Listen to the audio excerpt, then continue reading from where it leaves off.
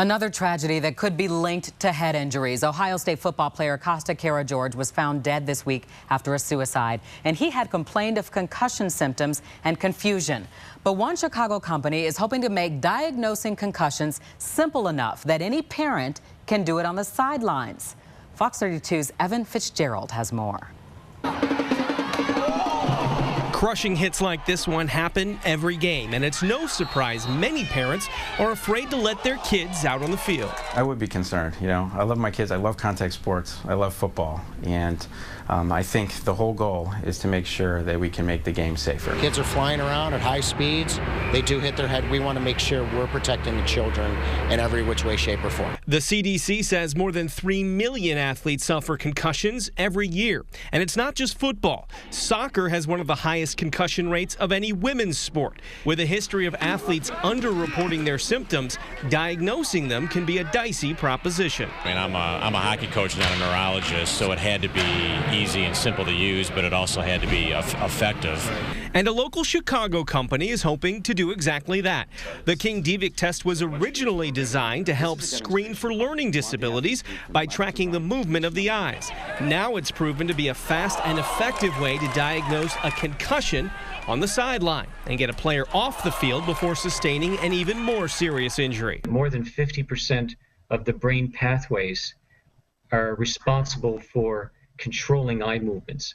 So it's very difficult to injure the brain in any location and not affect eye movements. The test comes as either an app or a set of flip cards and can be administered in less than 5 minutes right on the sideline. 53752. Before the season even starts, each player is given the test to determine a baseline time. Let's say I make a big catch in a game, but take a hit to the head that might have led to a concussion. Well, the first thing trainers will do is bring me over to the sideline. From here, trainers would administer the test and compare it to my baseline.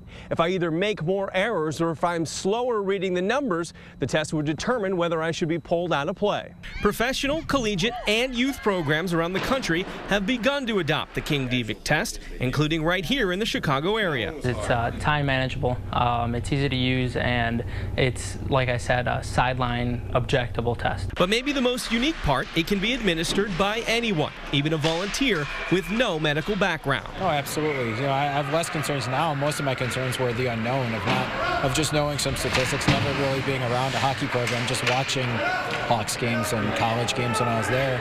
But yeah, there's definitely a mechanism. It makes me feel a whole lot better. And that could mean less stress and more fun watching your kids on the ice. Now, the experts I spoke to say there's no be-all, end-all for diagnosing concussion, but it's those second hits, the ones after a concussion has been sustained. Those are the ones that can lead to lifelong issues.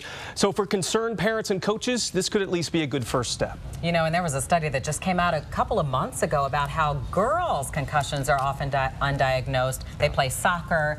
They can't see, they're nauseous, Yeah, absolutely. We just talk about football a lot, and football is in the news so often when it comes to concussions. Many sports, especially youth sports and men's and women's, this is an issue for everyone. Parents just want a way to know that their kids are okay. Right, this would certainly help. Absolutely. All right, thanks, Evan. Evan, thanks.